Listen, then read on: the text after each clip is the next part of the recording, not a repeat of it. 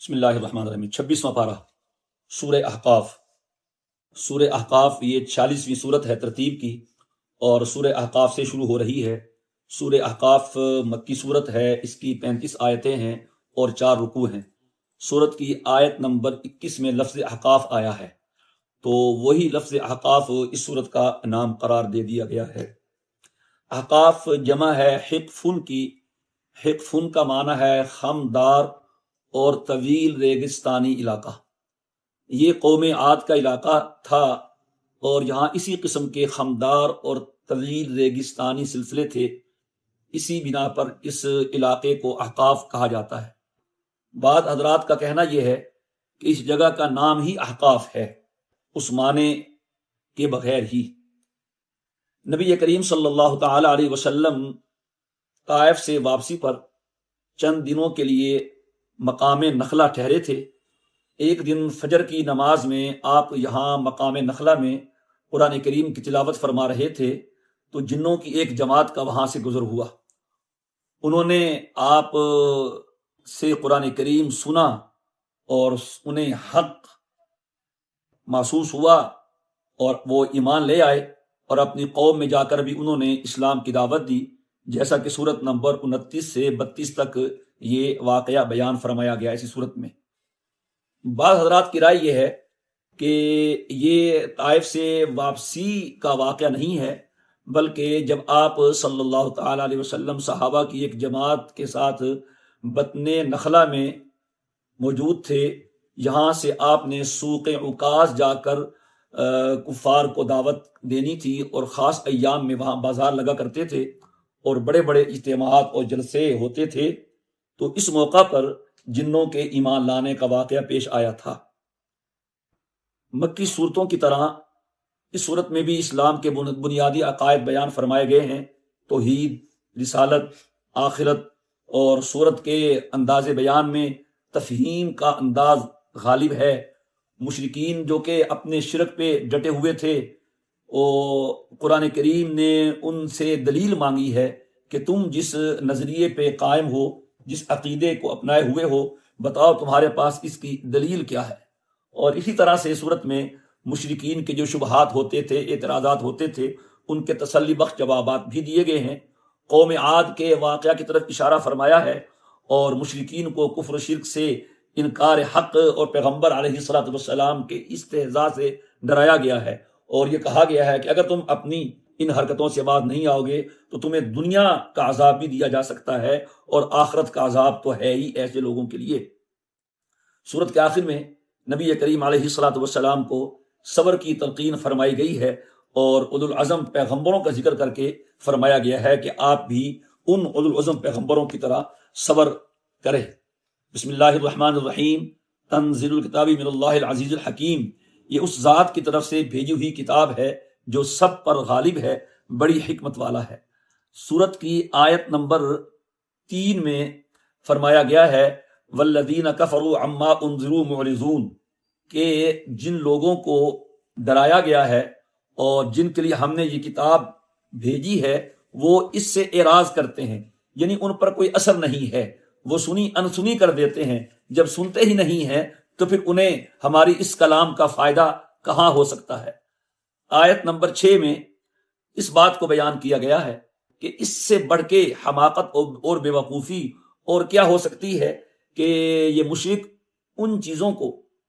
اللہ کے ساتھ شریک قرار دیتے ہیں، اور ان سے اپنے مقصد پورا کرنے کے لیے ان کو پکارتے ہیں۔ وہ ایسی چیزیں ہیں کہ ان کی پکار سن ہی نہیں سکتی۔ اب پتھر کی مورتیاں اپنے ہاتھ سے بنا لیے، ہندوستان چلے جائیں وہاں بھی اس طرح کے مورتیاں بنی ہوئی ہیں، اور انہی کو پوجتے ہیں۔ عقل ماری جاتی ہے کہ یہ بے جان ہیں، تم نے اپنے ہاتھوں سے بنائے ہیں، یہ خدا کب سے بن گئے، کیسے خدا بن گئے؟ تو یہ تو کچھ سنتی نہیں ہے۔ رہے وہ انبیاء جنہیں لوگوں نے خدا بنا لیا تھا، عیسیٰ علیہ السلام، حضرت عزیر علیہ السلام، یا فرشتے، تو وہ بھی تو اللہ کے پابند ہیں۔ وہ اللہ چاہے تو وہ سن سکتے ہیں، نہ چاہے تو وہ سن بھی نہیں سکتے، اور وہ اللہ تعالیٰ کی اجازت کے بغیر تو سفارش بھی نہیں کر سکتے، تو تمہارے مددگار کیسے ہو گئے؟ اس طرح کے انداز سے ان کو اللہ تعالیٰ سمجھا رہے ہیں۔ آگے آیت نمبر 7 میں انہی کی اس عادت کو ذکر کیا ہے کہ جب ان کے سامنے ہماری آیتیں پڑھی جاتی ہیں تو یہ یہی کہتے ہیں کہ یہ تو جادو ہے، اور اپنے آپ کو گویا کہ یہ کہہ کے مطمئن کرنے کی کوشش کرتے ہیں کہ یہ کوئی منزل کلام نہیں ہے، اللہ تعالیٰ نے نازل نہیں کیا ہے، للحق لما جاءہم ھذا سحر مبین، یہ جادو ہے اور ہم اس جادو کے کلام کو ماننے کے لیے تیار نہیں ہیں۔ کبھی جادو کہتے ہیں تو ان سے کہا جا رہا ہے کہ تم غور تو کرو کہ تم سے جادو کے کلام میں اور اس ہمارے کلام میں کوئی فرق نہیں ہو پا رہا، تم اہل لسان ہو اور تم کلام کو جاننے والے ہو، تم نے اور کلام بھی سنے ہیں، کیا یہ کلام جادو ہے؟ اس کی اتنی تاثیر ہے۔ اور پھر دیکھو کہ جو جادو لے کے آیا ہے تو ظاہر بات ہے وہ تو جھوٹا ہوتا ہے، ہو جادوگر اور کہے میں نبی ہوں تو جھوٹا ہوا نا۔ تو تاریخ اس کی گواہی دیتی ہے کہ کسی بھی جھوٹے مدعی نبوت کا کام اللہ نے چلنے نہیں دیا ہے۔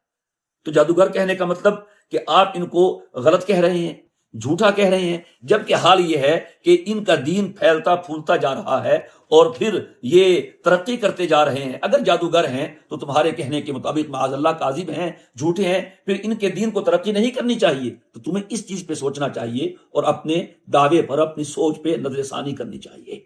آیت نمبر 9 میں یہ کہا گیا ہے قل ما كنت بدعا من الرسل، کہ میں کوئی انوکھی بات نہیں کر رہا، کوئی عجیب بات نہیں کر رہا، میں وہی بات کر رہا ہوں جو اب تک سارے نبی، سارے پیغمبر کرتے رہے ہیں۔ حضرت ابراہیم علیہ السلام کو تم ماننے کا دعویٰ کرتے ہو، او یہودیو تم حضرت موسیٰ علیہ السلام کو نبی مانتے ہو، او نصارہ تم عیسیٰ علیہ السلام کے پیروکار بنتے ہو۔ تو تم غور کرو میری دعوت میں اور ان کی دعوت میں فرق کہاں ہے، نئی بات کہاں سے آ گئی؟ تو اگر میں وہی بات کر رہا ہوں جو پہلے نبی کر چکے ہیں اور میری بات ان کی بات کی تصدیق کر رہی ہے، ان کی بات کو آگے بڑھا رہی ہے، تو پھر تمہیں نہیں چاہیے کہ تم اس کا انکار کرو۔ پھر اگلی آیت میں اللہ تعالیٰ نے اس کی ایک اور گویا کہ گواہی پیش کی ہے کہ شاہد شاہد من بنی اسرائیل، کہ جو بنی اسرائیل ہیں ان میں یہود بھی آتے ہیں، ان میں نصارہ بھی آتے ہیں، تو یہ گواہی دے رہے ہیں۔ یہ گواہی کیسے دے رہے ہیں کہ ایک مرتبہ مشرکین نے یہود کے علماء سے آپ کے متعلق سوال کیا، جب آپ کی دعوت پھیلنے لگی، اس گمان سے سوال کیا کہ یہودی اس کا انکار ہی کریں گے، تو ان کی زبان سے یہی نکلا کہ جو کچھ یہ محمد صلی اللہ علیہ وسلم کہہ رہے ہیں ہماری کتابوں کے مطابق صحیح کہہ رہے ہیں، اور یہ ہمیں اللہ کے آخری نبی اور رسول معلوم ہوتے ہیں۔ تو یہ ہے وشاہد شاہد من بنی اسرائیل۔ اور اسی طرح پھر عبداللہ ابن سلام رضی اللہ تعالی عنہ یہود میں سے، اور حضرت عدی ابن حاتم رضی اللہ تعالی عنہ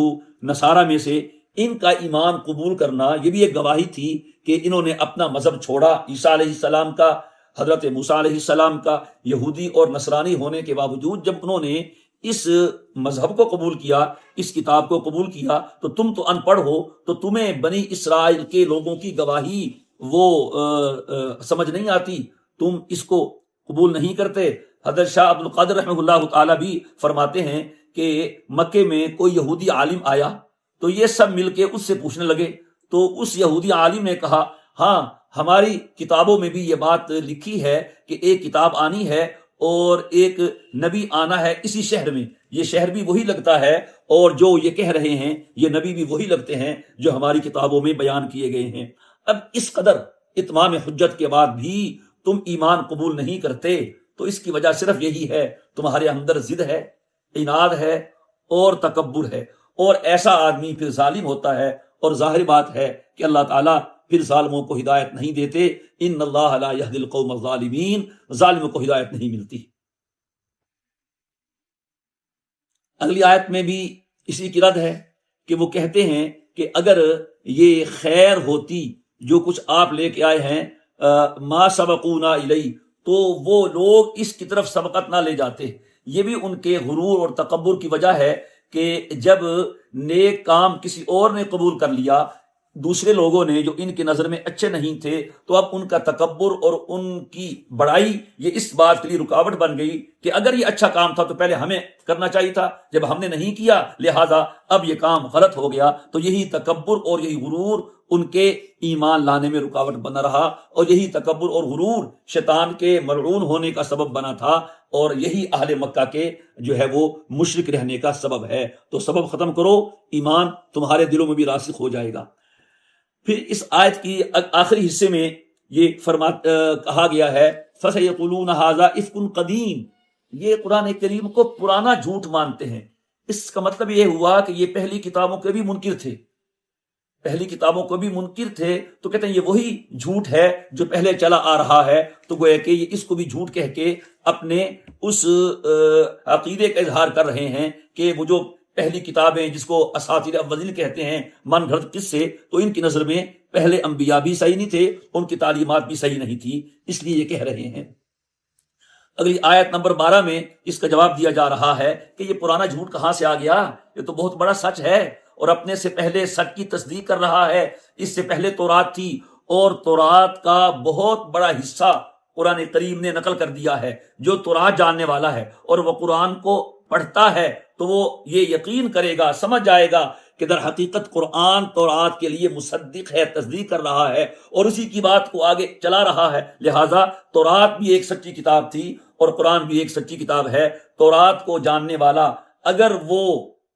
سچے دل سے طالب حق ہے تو وہ قرآن کو ضرور مانے گا۔ لہٰذا تم تورات پڑھنے والوں سے ہی پوچھ لو، تم تورات پڑھنے والوں سے ہی پوچھ لو، پھر تم اسے قرآن جھوٹ نہیں کہو گے، بلکہ تورات بھی سچی کتاب ہے، قرآن بھی سچی کتاب ہے، پھر تم اس کو بھی سچا مانو گے اور اس کو بھی سچا مانو گے، بشرطے کہ کچھ اپنے اندر طلب اور تڑپ تو پیدا کرو۔ پھر آیت نمبر 15 میں اللہ تعالیٰ نے ذکر کیا ہے ماں کی محنت کو اور اولاد کے لیے اس کی تکلیف مشقت کے اٹھانے کو۔ آیت یوں شروع کی وَوَصَّيْنَا الْإِنسَانَ بِوَالِدَيْهِ إِحْسَانًا، ہم نے انسان کو وصیت کی ہے کہ اپنے والدین کے ساتھ حسن سلوک سے پیش آؤ۔ پھر آگے ماں کا ذکر کیا حملت امہ کرہا ووضعتہ کرہا، کہ وہ جو ماں ہے اس نے اپنے بیٹے کو پیٹ میں رکھا بڑی مشقت سے، پھر اس کی پیدائش کا مرحلہ آیا بڑی مشقت سے، اور پھر 30 ماہ کا عرصہ بیان کیا اس کا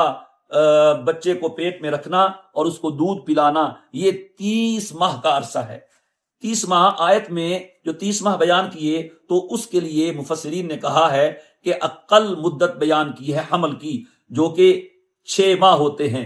اور اسی طرح رضاعت کی مدت بیان کی ہے جو کہ 2 سال ہوتے ہیں۔ 2 سال کے 12 مہینے، 12 مہینے اور 12 24 مہینے ہو گئے، 1 سال کے 12 مہینے، 2 سال کے 24 مہینے، اور 6 مہینے وضع حمل کے، جو کم سے کم مدت ہے، بچہ 6 ماہ کے بعد بھی پیدا ہو سکتا ہے، یہ کتب میں بات لکھی ہے۔ تو یہ طے کیا کہ کم از کم بھی اگر عورت 6 ماہ بچے کو پیٹ میں رکھے اور 2 سال دودھ پلائے تو 30 مہینے کا عرصہ ہے جس میں وہ مشقت برداشت کرتی ہے۔ یہاں قابل غور بات یہ ہے کہ یہاں آیت میں ماں کا ذکر 3 مرتبہ ہے اور باپ کا اکٹھے ماں کے ساتھ ہے۔ بِوَالِدَيْهِ احسانہ میں باپ کا ذکر آ گیا، پھر حملت امہ کرہا ووضعتہ کرہا، 3 مرتبہ ماں کا ذکر ہے۔ اسی واسطے ایک حدیث میں فرمایا گیا کہ آپ نے والد کے ساتھ 1 مرتبہ حسن سلوک کا حکم دیا اور آپ نے والدہ کے ساتھ 3 مرتبہ حسن سلوک کرنے کا حکم ارشاد فرمایا۔ یہاں پر بھی 3 مرتبہ ماں کا ذکر ہے۔ استعمال ہوا کہ ماں کا حق زیادہ ہوتا ہے باپ کی نسبت، کیوں کہ اس کی مشقت زیادہ ہے اور اس کی تکلیف زیادہ۔ اسی واسطے الجنت تحت اقدام الامہات، جنت ماں کے قدموں کے نیچے رکھی گئی ہے کہ ماں کی خدمت کرو گے جو جنت جا سکو گے۔ اور یہ فرمایا گیا رضا الرب فی رضا الوالدین وسخط الرب فی سخط الوالدین، کہ اللہ کی رضا ماں باپ کی رضا میں ہے اور اللہ کی ناراضگی ماں باپ کی ناراضگی میں ہے۔ کوئی آدمی کتنا ہی نیک بن جائے، اگر وہ اپنے نیک ماں باپ کو ناراض رکھے ہوئے ہے تو اللہ کی نظر میں وہ نیک نہیں بن سکتا۔ ہاں، اگر ماں باپ ہی کافر مشرک ہیں وہ الگ بات ہے، اگر ماں باپ صالح ہیں، نیکی کا حکم دینے والے ہیں، اور وہ ان کو کسی صاحب نے ناراض کیا ہوا ہے تو وہ اللہ کو راضی نہیں کر سکتا۔ اس کا بہت اہتمام کرنا چاہیے۔ آیت نمبر 16 میں اللہ تعالیٰ نے انسان کی خوش بختی کو بیان فرمایا کہ خوش بخت انسان وہ ہے جو اللہ تعالیٰ کے احسانات کا شکر گزار رہے، اللہ تعالیٰ سے عمل صالح کی توفیق مانگتا رہے، اور اپنی اولاد کے بارے میں بھی وہ اللہ تعالیٰ سے توفیق مانگتا رہے کہ اللہ تعالیٰ ان کی کوتاہیوں سے درگزر کرے اور اللہ تعالیٰ میری کوتاہیوں سے بھی درگزر کرے۔ بعض روایات میں آتا ہے کہ حضرت صدیق اکبر رضی اللہ تعالیٰ عنہ نے یہ دعا مانگی تھی۔ یہ ان کی سازمندی اور خوش نصیبی ہے کہ وہ خود بھی صحابی ہیں، ان کے ماں باپ بھی صحابی ہیں، ان کی اولاد بھی صحابی ہے، لہٰذا یہ ایک خوش بختی ہوتی ہے کہ آدمی خود بھی نیک صالح ہو، اس کے ماں باپ بھی نیک صالح ہوں، اور آگے ان کی اولاد بھی نیک اور صالح ہو۔ آگے آیت نمبر 17 میں سعادت مند اولاد کے مقابلے میں بدبخت اور نافرمان اولاد کا بیان ہے کہ جس شخص کے ماں باپ مسلمان ہو گئے اور وہ خود کفر پہ ڈٹا رہا اور شرک پہ ڈٹا رہا اور ماں کے باپ کے سمجھانے کے باوجود بھی نہیں سمجھتا، تو ایسی اولاد اللہ اور اس کے رسول کی بھی نافرمان ہوتی ہے اور ساتھ میں ماں باپ کی بھی نافرمان ہوتی ہے، گویا کہ وہ دوہری نافرمان ہوتی ہے اور اس کا نقصان بھی دگنا اور ڈبل ہوتا ہے۔ آگے آیت نمبر 18 میں اور 19 میں اللہ تبارک و تعالی جنت میں اہل جنت کے درجات بیان فرما رہے ہیں کہ ان کے درجات ایمان اور تقوی اور نیک عمل کے مطابق ہوں گے، جس طرح جہنم میں کفار کے درجات ان کے کفر، شرک اور ان کی بد عملیوں کے مطابق ہوں گے۔ جنت کے درجے اوپر سے نیچے ہوں گے، سب سے بڑا درجہ سب سے اوپر ہوگا، کیونکہ حدیث میں ہے کہ جو اللہ تعالیٰ کا عرش ہے وہ جنت الفردوس کے لیے چھت بنے گا، اس کا جو فرش ہے، تو اوپر سے نیچے آئیں گے اور جہنم کے درجے نیچے سے اوپر جائیں گے۔ جو سب سے خطرناک اور برا درجہ ہوگا وہ نیچے ہوگا، پھر اس سے کم درجے اوپر اوپر آتے جائیں گے۔ اسی بات سے فرمایا گیا ان المنافقین فی الدرک الاسفل من النار، کہ منافقین یہ جہنم کے نچلے درجے میں ہوں گے، یعنی خطرناک اور ہولناک درجے میں ہوں گے۔ پھر آگے آیت نمبر 20 میں اللہ تعالیٰ کفار کے بارے میں فرما رہے ہیں کہ جب کافروں کو جہنم میں داخل کیا جائے گا تو کہا جائے گا اذهبتم طیباتکم فی حیات الدنیا واستمتعتم بها، کہ تم نے دنیا میں جو کچھ اچھے کام کیے تھے ہم نے دنیا میں تمہیں اس کا فائدہ دے دیا ہے، اب آخرت میں تمہارے کسی بھی اچھے کام کا یہاں کوئی بدلہ نہیں ہے۔ وجہ اس کی یہ ہے کہ آخرت کی نعمتوں کو پانے کے لیے ایمان کا ہونا شرط ہے، اور جس کے پاس ایمان نہیں ہے وہ آخرت میں کامیابی اور آخرت کی جنت حاصل نہیں کر سکتا، بلکہ کافروں کے لیے تو آخرت میں ذلت کے عذاب کے سوا اور کچھ نہیں ہوگا۔ اللہ ہم سب کو بچائے۔ پھر آگے تیسرا رکوع ہے اور سورہ احقاف کی آیت نمبر 21 ہے، اسی میں وہ آیت ہے جس میں لفظ احقاف آیا وَاذْكُرْ أَخَا عَادٍ اذ انذر قومہ بالاحقاف، کہ آپ عاد کے بھائی ہود علیہ السلام کا بھی ذکر کرے جب انہوں نے اپنی قوم کو احقاف کے مقام پہ خبردار کیا تھا۔ بات آ چکی ہے تعارف میں، احقاف حقفن کی جمع ہے، خمدار اور طویل ریگستانی علاقہ اور قوم عاد کا علاقہ تھا، اور واقعی ایسا ہے، اور محققین کے مطابق یہ جگہ قوم عاد، یمامہ، عمان اور بحرین، حضرموت اور یمن کے علاقوں کے درمیان ایک طویل صحرا ہے۔ اسے صحرائے اعظم بھی کہا جاتا ہے یا الربع الخالی بھی کہا جاتا ہے۔ ہمیں بھی اس کے قریب سے گزرنا ہوا تو لوگ کہتے تھے کہ اس کے آگے قوم عاد کا علاقہ ہے اور یہاں جو بھی جاتا ہے وہ واپس نہیں آتا۔ کتابوں میں یہ بات لکھی ہے کہ ارد گرد کی آبادی کے علاقوں میں یہ بات مشہور ہے کہ احقاف عاد میں جانے والا شخص کبھی بھی زندہ واپس نہیں آتا۔ ابھی بھی اس طرح وہ علاقے اور صحرا موجود ہیں۔ سورہ آراف میں قوم عاد کے حالات بیان ہو چکے ہیں۔ پھر آگے آیت نمبر 26 میں رکوع کی آخری آیت ہے۔ اس سے معلوم ہوتا ہے کہ جو لوگ اللہ تعالیٰ کی آیتوں کا، اس کی کتاب کا انکار کر دیتے ہیں تو پھر اللہ تعالیٰ ان پہ ایک نحوست طاری کرتے ہیں۔ اس نحوست کی وجہ سے وہ کان ہونے کے باوجود حق نہیں سن پاتے، آنکھیں ہونے کے باوجود صحیح بات نہیں دیکھ پاتے، اور دل ہونے کے باوجود حق سمجھنے سے محروم ہو جاتے ہیں۔ یہ بہت بری حالت ہے، اور اسی کو فرمایا گیا صم بکم عمی فہم لا یرجعون۔ یہاں پر بھی وہی آیت ہے فما اغنی عنہم سمعہم ولا افئدتہم من شیء، کہ ان کے کانوں نے، ان کی کانوں نے، ان کی آنکھوں نے، ان کے دلوں نے انہیں کوئی فائدہ نہیں دیا، اذ کانوا یجحدون بآیات اللہ، جب انہوں نے ہماری آیتوں کا انکار کیا ہے۔ پھر آگے اللہ تعالیٰ نے آیت نمبر 27 میں قرآن کا ذکر کیا کہ ہم نے ارد گرد کی بستیوں کو ہلاک کیا۔ وہی بستیاں ہیں قوم عاد کے علاوہ قوم سمود اور قوم لوط کی بستیاں ہیں جو شام جاتے ہوئے رستے میں آتی تھیں۔ آگے پھر آیت نمبر 29 اور 30 اور 31 میں بلکہ 32 میں بھی وہ جنوں کے واقعہ کو بیان کیا گیا، جس کا ذکر پہلے آ چکا ہے کہ وہ انہوں نے نبی کریم علیہ الصلاۃ والسلام کی تلاوت سنی اور پھر وہ ایمان لے آئے اور جا کے اپنی قوم کو بھی دعوت دی۔ یہاں پر مشرکین مکہ کو یہ آڑ دلائی جا رہی ہے کہ دیکھو یہ اتنا حق اور سچ کلام ہے کہ جنات کی سرکشی مشہور ہے، ان کا تکبر مشہور ہے، ان کا غرور مشہور ہے، مگر ہمارے کلام کی یہ تاثیر ہے کہ جنوں نے سنا وہ بھی سن کے ایمان لے آئے۔ لیکن اے اہل مکہ، اے قریش، تم اتنے سرکش اور متکبر ہو کہ تم پر ہمارے اس کلام کا اور اس قرآن کا کوئی اثر نہیں ہوتا۔ جنات کے ایمان لانے کا واقعہ یہ ہوا تھا کہ نبی کریم صلی اللہ علیہ وسلم کی بعثت سے پہلے جنات بلندی پر بادلوں وغیرہ کی اوٹ میں چھپ کر فرشتوں کی آپس کی گفتگو سن لیتے تھے۔ یہ بات پہلے آ چکی ہے کہ انسان کے پیدا ہونے سے پہلے تو یہ آسمانوں تک پہنچ جاتے تھے، اوپر تک، اور جب اللہ نے حضرت انسان کو پیدا کیا پھر ان کو آسمان تک پہنچنے سے روک دیا گیا اور پھر یہ نیچے بادلوں تک پہنچتے تھے۔ جب نبی کریم علیہ الصلاۃ والسلام کی بعثت ہوئی، آپ تشریف لائے، تو پھر اس کے بعد شہاب ثاقب سے ان کو جب اوپر آتے وہ مارے جاتے اور ان کو پیچھے ہٹایا جاتا کہ یہاں تک بھی نہ پہنچ سکیں۔ اور کرتے کیا تھے؟ یہ اوپر کے فرشتوں کی باتیں سنتے، جو انہیں احکامات ملتے، فیصلے تو سن کے بیچ میں سو جھوٹ ملا کے اپنے کاہنوں کو آ کے بتا دیتے تھے۔ پھر وہ کاہن بات کہتے تو کاہنوں کی 100 باتوں میں سے ایک بات سچی نکل بھی آتی تھی، وہ وہی تھی جو جنات اوپر سے سن کے اپنے کاہنوں کو بتاتے تھے۔ تو جب انہیں اوپر سے شعلے پڑنے لگے تو یہ نکلے اس کی تحقیق کرنے کے لیے کہ کیا وجہ ہے، زمین میں کون سا ایسا واقعہ رونما ہو گیا کہ ہمیں اوپر سے شعلے پڑنا شروع ہو گئے۔ چنانچہ جنوں کی ایک جماعت ارض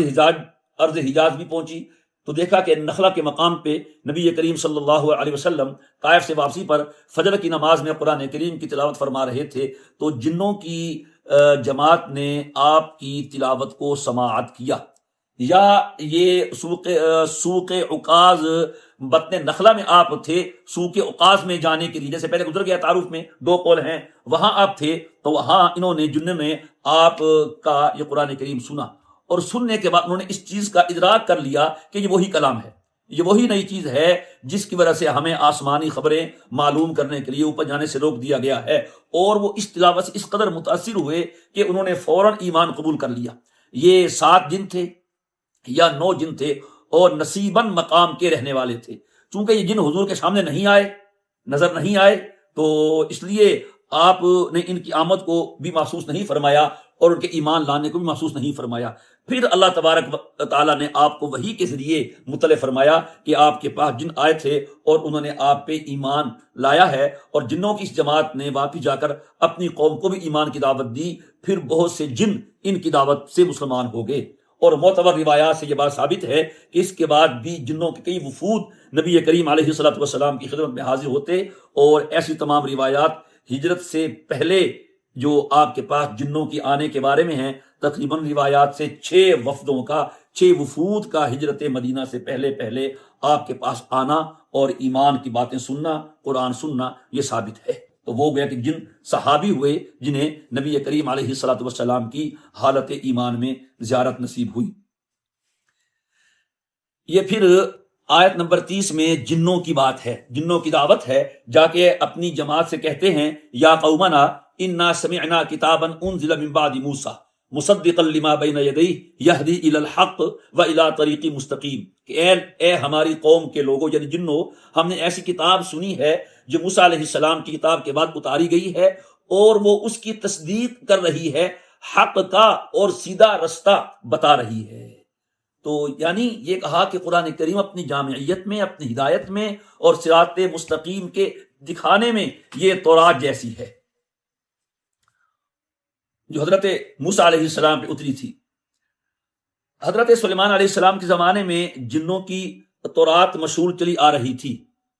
جس پر جنہوں نے کہا تھا کہ ایسی کتاب ہے جو موسیٰ کے بعد نازل کی گئی ہے، اور اس کا یہ مطلب نہیں ہے کہ وہ جن یہودی تھے، اور نہ ہی کسی معتبر روایت سے جنوں کا یہودی ہونا ثابت ہوتا ہے۔ تو یہ پھر آگے کہہ رہے ہیں یا قومنا اجیبوا داعی اللہ وآمنوا به یغفر لکم من ذنوبکم ویجرکم من عذاب علیم، کہ اے ہماری قوم، یعنی اے قوم جنات، اس اللہ کے داعی کی بات مان لو اور اس پہ ایمان لے آؤ، اللہ تمہارے گناہ معاف کر دے گا اور تمہیں آخرت کے دردناک عذاب سے پناہ دے دے گا۔ یہ جنات کی دعوت ہے جو انہوں نے وہاں جا کے نبی کریم علیہ الصلوۃ والسلام کا پیغام سن کے اپنی قوم کو دی ہے۔ پھر اگلی آیات میں یہودی کہتے تھے کہ اللہ تعالیٰ نے 6 دنوں میں زمین آسمان بنائے، پھر 7ویں دن میں آرام کیا، تھک گیا تھا اللہ تعالیٰ تو اللہ نے آرام کیا۔ ارے خدا کے بندو، اللہ جو ہوتا ہے وہ تھکتا نہیں ہے، یہ مخلوق کی چیز ہے، تھک جانا، یہ ہو جانا، وہ ہو جانا، وہ تو اللہ ہے، وہ ہر چیز پہ قادر ہے، وہ ہماری سمجھ سے ماورا ہے۔ تو اس کی رد کی اللہ تعالیٰ نے، الم یروا ان اللہ الذی خلق السماوات والارض ولم یعی بخلقہن، انہیں یہ بات سمجھ نہیں آتی کہ اللہ تعالیٰ نے زمین آسمان پیدا کیے اور ان کو پیدا کرنے سے بالکل نہیں تھکا۔ تو تردید ہے یہود کی، اور تم جو کہتے ہو کہ 7ویں دن آرام کیا تھا، آرام وہ کرتا ہے جو تھکا ہو۔ ولم یعی بخلقہن، اللہ تعالیٰ ان اتنے بڑے بڑے کام کر کے بھی آسمان بنا دیے 7، زمینیں بنا دی 7، اور اس میں نعمتیں تھما دی، سمو دی، تو بھی اللہ تعالیٰ نہیں تھکا ہے۔ پھر آگے آیت نمبر 34 ہے، اس میں اللہ تعالیٰ پھر اپنی قدرت کو بیان فرما کے احیاء موتا پر اور باس بعد الموت پر استدلال فرما رہے ہیں کہ وہ اتنی عظیم ذات ہے، اتنی عظیم ذات ہے کہ جس نے آسمان پیدا کیے،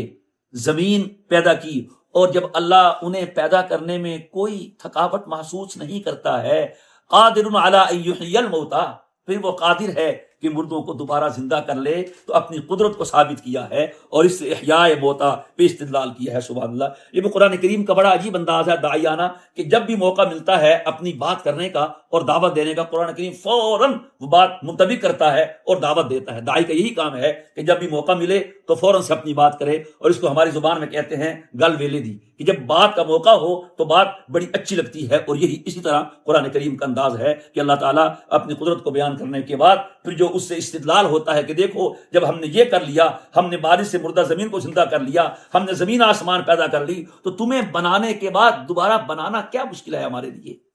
کتنا زور ہے اس انداز میں، سبحان اللہ۔ آگے سورت ختم ہو رہی ہے، سورت کی آخری آیت ہے، یہاں اللہ تعالیٰ نے نبی کریم صلی اللہ تعالی علیہ وسلم کو گویا کہ صبر کا حکم دیا ہے۔ فَاصْبِرْ كَمَا صَبَرَ أُولُو الْعَزْمِ مِنَ الرُّسُلِ،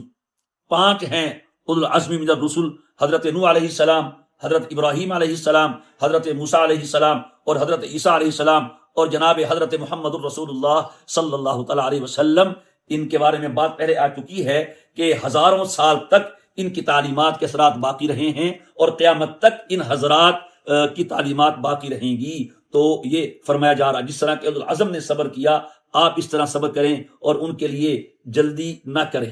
اور جب ہماری